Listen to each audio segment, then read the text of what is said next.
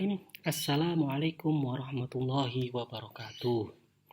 Teriring salam dan doa, semoga Allah Subhanahu wa Ta'ala, Tuhan semesta alam, senantiasa memberikan nikmat kesehatan dan keselamatan bagi kita semua, sehingga kita dapat menjalankan aktivitas kita sehari-hari di tengah keterbatasan ini tanpa ada halangan suatu apapun.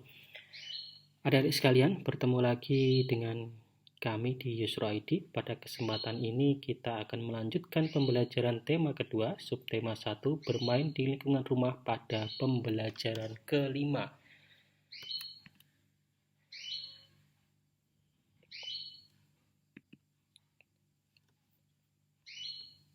Bacalah teks percakapan berikut.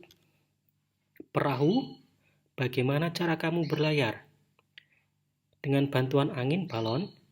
Angin? Apa itu angin? Angin itu udara yang bergerak. Kalau kamu, mengapa bisa menggelembung? Karena di dalam perutku juga ada udara, perahu. Ketika udara itu ditiupkan, aku dapat menggelembung. Berarti udara sama-sama berguna bagi kita. Setelah mendengar percakapan antara balon dan perahu, mari kita bersama-sama menjawab pertanyaan berikut berdasarkan teks percakapan. Pertanyaan yang pertama, apa yang dibicarakan perahu kertas dengan balon? Ya, mereka berdua membicarakan cara perahu bisa berlayar dan mengapa balon bisa menggelembung. Pertanyaan kedua, mengapa balon bisa menggelembung? Oke, betul sekali anak-anak. Karena ada udara yang ditiupkan ke dalam balon. Selanjutnya, pertanyaan ketiga, mengapa perahu kertas bisa berlayar jika diapungkan? Karena tertiup oleh angin. Pertanyaan terakhir, sebutkan beberapa benda yang memiliki sifat yang sama dengan balon. Betul sekali. Jadi ada ban sepeda yang dipompa, kemudian wadah plastik yang ditiup.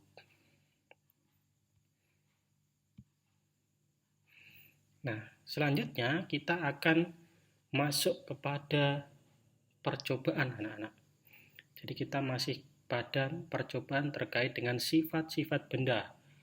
Pada kesempatan ini, alat dan bahan yang kita butuhkan hanya ada 2. Yang pertama adalah balon, yang kedua kantong plastik bening.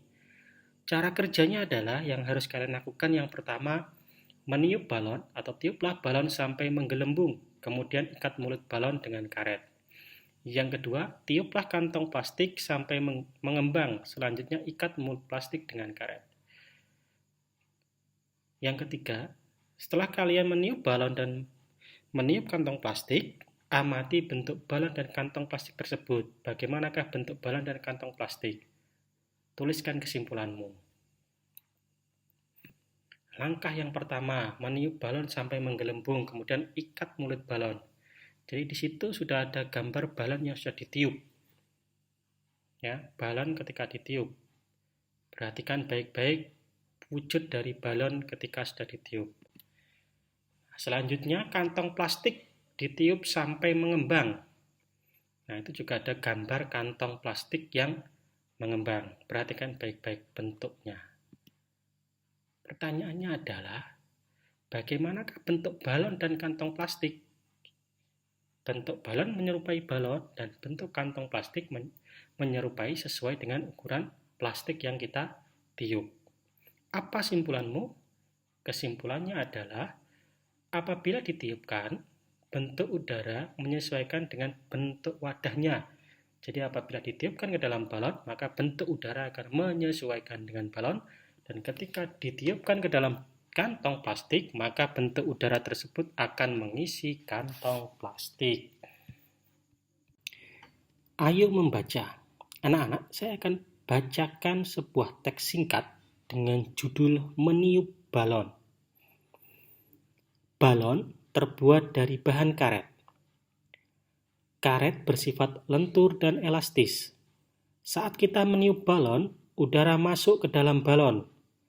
Balon yang kita tiup akan menggelembung udara akan menekan balon ke segala arah. Udara dalam balon akan menyesuaikan dengan bentuk balon. Begitu juga dengan kantong plastik. Artinya, bentuk udara mengikuti bentuk wadahnya. Setelah mendengarkan teks yang saya bacakan, hari ini kita akan menjawab beberapa pertanyaan. Pertanyaan pertama, bagaimana bentuk udara ketika ditiupkan ke balon? Betul, bentuknya adalah menyesuaikan bentuk balon. Bagaimana bentuk udara ketika ditiupkan ke kantong plastik?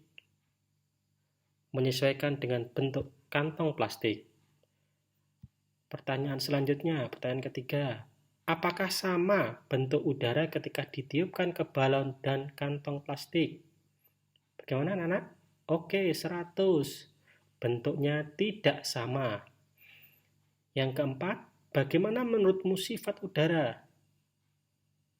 Betul sekali. Bentuk udara mengikuti bentuk wadahnya. Nah, sekarang tugas kalian adalah menceritakan kembali secara lisan isi teks meniup balon.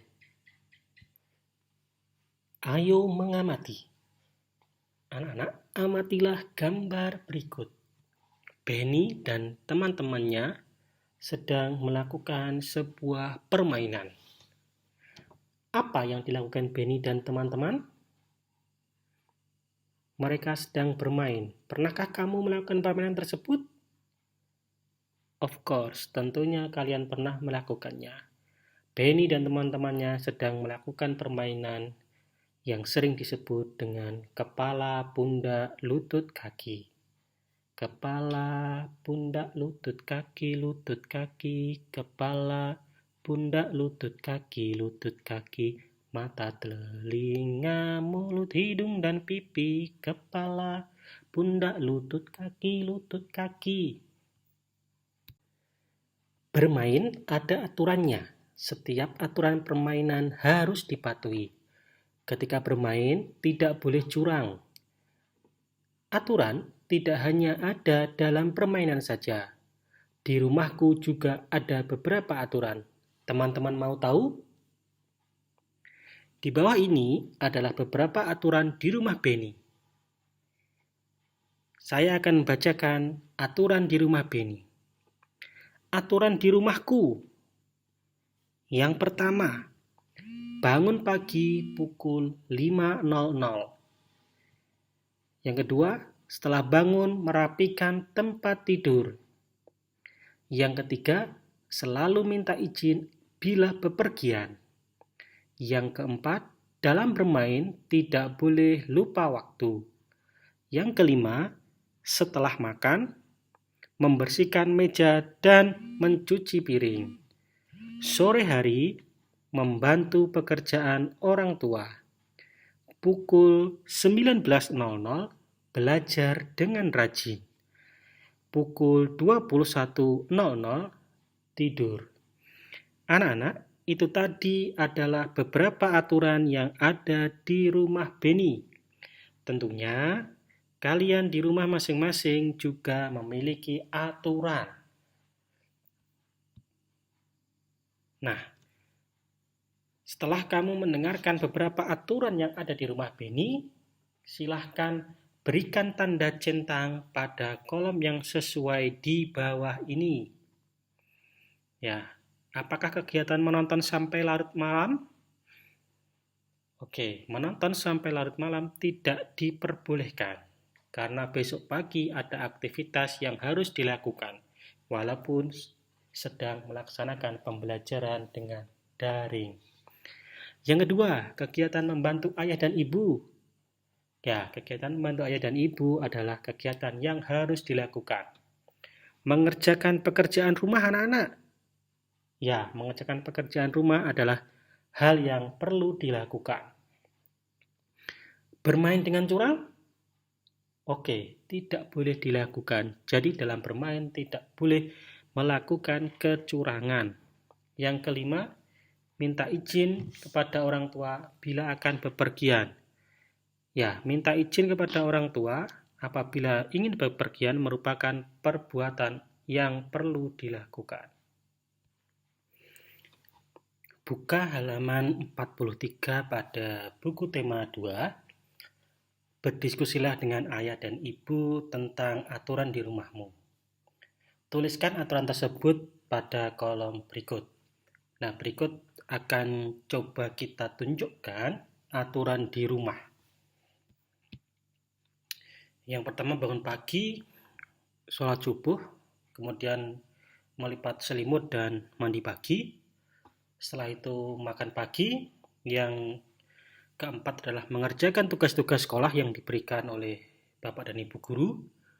Kemudian yang kelima adalah dalam bermain tidak boleh lupa waktu. Kemudian yang keenam, setelah sholat duhur, makan siang dan tidur siang. Kemudian jam 15.00 bangun, mandi dan berangkat mengaji. Setelah sholat maghrib mengulangi belajar. Setelah belajar makan malam bersama keluarga. Kemudian diakhiri sholat isya. Kemudian dilanjutkan tidur malam. Nah, kerjasama dengan orang tua dan siswa silakan berdiskusi tentang aturan di rumah dan mengajak siswa untuk membiasakan mematuhi aturan-aturan yang telah disepakati bersama dengan orang tua. Terima kasih telah mendengarkan paparan kami di pembelajaran 5, tema 2, subtema 1, bermain di lingkungan rumah. Terus dukung channel ini dengan like, komen jika ada hal yang ditanyakan, dan share ke teman-temanmu. Yang belum subscribe, silahkan, kami tunggu karena subscribe itu gratis dan dibunyikan notifikasinya.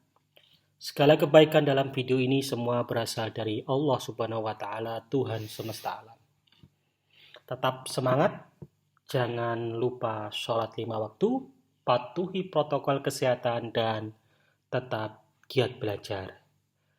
Bermainlah seperlunya dan patuhi semua nasihat dan arahan dari kedua orang tuamu. Sampai jumpa lagi di pertemuan-pertemuan selanjutnya. Jazakumullahu khairan katsiran. Wassalamualaikum warahmatullahi wabarakatuh.